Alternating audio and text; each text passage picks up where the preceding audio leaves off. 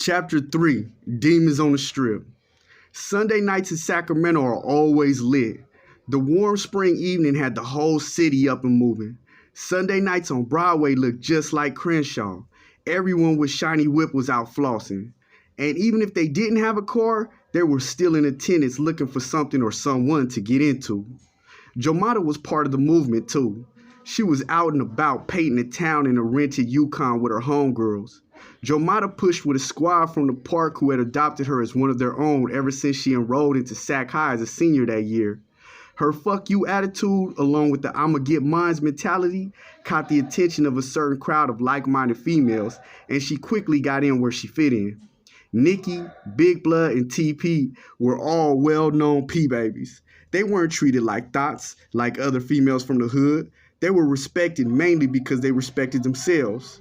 Nikki was a dark-skinned beauty known for her hustling skills. She was a jack of all trades. It didn't matter if she was selling crack, boosting clothes, or sliding stolen credit cards. She was with the activities 100%. Big Blood was a gangster. She was thick, Megan Stallion type of thick. She had hot fights. She had hands too, so she loved to fight. She was loyal to a fault and repped the murder mids to the fullest. Tasha Powell, she was the youngest of the bunch. She was like a little sister of the crew, cute with soft voice, but just as with the activities as the rest of them. The cabin of the SUV was hotboxed while they bent corners through the hood that night. All of them were dancing and having fun with the sound system up as loud as it went. Nikki was taking them to the designated hangout spot, which was the Taco Bell on Broadway, when she decided to inquire about a subject they had all been wondering about.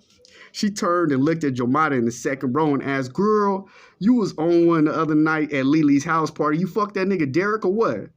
Suddenly, all eyes were on the Puerto Rican girl. They all waited for the answer while assuming the worst. Jomata smiled, a teasing, mocking smile before saying, "No, I told y'all already. Derek cool, but nah, he gave me a ride home, that's all." "Bitch, you lying," teased Big Blood. "No, she ain't," commented TV. "She likes gangster." Jomata's neck snapped when she turned and looked at Tasha. "I never said that." "You didn't have to," Nikki joked. "You told us all we needed to know once you started asking all them goddamn questions about the homie." "I was just checking to see if he was good business or not, that's all." "Uh-huh, bitch," Big Blood said sarcastically. "Well, either way, I guess it don't matter." "Why?" Jomata asked. "'Cause you finna get a chance to fact check everything we said in a few minutes." "Man, what you talking about, bitch?" Jomata asked, a little confused. Nikki saw what Big Blood was talking about and started laughing. "She's talking about you talking to Towton. He's right there." The SUV pulled into the crowded Taco Bell parking lot. Towton had been standing in a crowd towards the middle of the lot. It looked like a sea of red and burgundy. Park gang was everywhere. Their cars were parked close to one another with their trunks open, blasting their music. The sideshow was lit. They pulled in slowly, letting all the people open the way for them. All of them felt the glow. It was all love since they were all recognizable P-babies. Nikki chose a spot towards the back to the park, and they all got out. One of them opened the back of the SUV, and they started their own tailgate party. Jomata felt comfortable in her surroundings.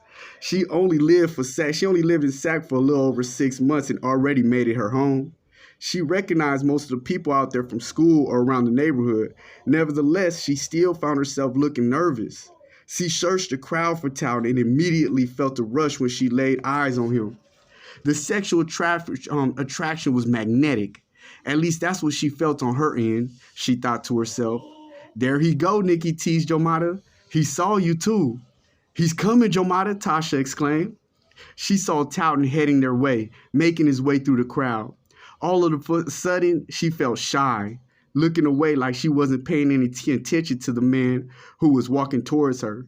She felt his presence. It was strong and getting stronger by the second. Then she heard him say, "Hey, Block Bleeder."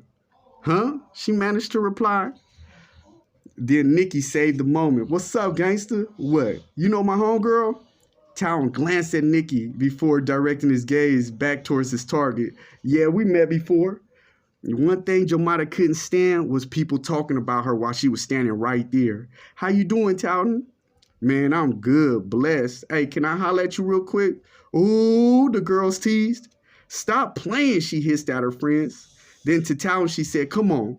and stepped a few feet out of her team's earshot. What's good? Everything straight. You know, getting this money, repping the set, all that good shit. Jomata looked him up and down. All black, huh? Looks like you got something diabolical planned for tonight. Talon smiled before countering with, maybe dressing in black, or maybe you finna put in some work tonight. Or you really don't matter to me. I respect the game either way.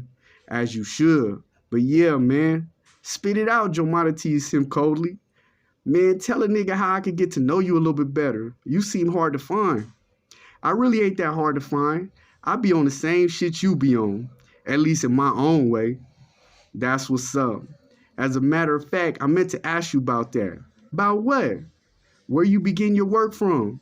Maybe I don't want to expose that information, she said. Talon snickered. Okay, I could dig it, but look. Remember, you could always stop by the spot and fuck with me. I'll be on the Ave every day. And as a matter of fact, here goes my number. Gangster, a voice called out from across the parking lot. MS was sitting behind the wheel of his drop Stang, twiddling with the stereo. He couldn't wait to get the night over with. He had major plans and they needed the right amount of funding. To him, his neighborhood was like a country with its own government, economy, and military. Right now, in his eyes, his country wasn't operating at its fullest potential. The park was big, and for the most part, it was united. It was always like one big extended family, but it could be stronger according to the way he was viewing things. Mark was a man on a mission. The most important aspect of his plan was to bring the hood together. The first step was to come up on enough work to make sure everyone was eating. The next move was supplying the whole neighborhood with an arsenal. Individually, most of his homies had fireworks, yet there were still those who didn't have the money to buy heavy metal. He wanted to buy crates for his street marines so they would easily sweep the city of their ops. He was seriously running all these thoughts through his mind for the umpteenth time when he felt the presence of someone approaching. He instinctively reached for the pistol that was seated on his lap. It didn't matter that he was posted up in a crowd of over 40 park gang members. MS stayed dangerous. Self-preservation stayed at the forefront of his mental. Blood, you ready? Insane B asked him when he reached the driver's side. It's that time.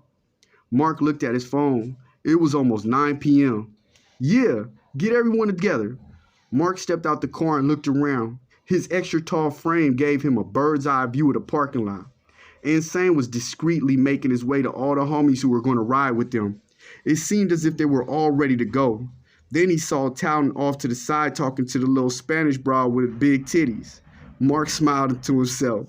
His homie was a pussy hound. He stayed in a bitch's ear. But it was time to go. Hey, gangster. Talon turned from the girl to see where his name was being called from. When he saw Mark and they made eye contact and he nodded, said something to the female, then started towards his own car. Insane and Joe Blood came back and got into Mark's car. Moments later, 3 underworld vehicles slithered through the partygoers and dove into the evening to accomplish their felonious caper.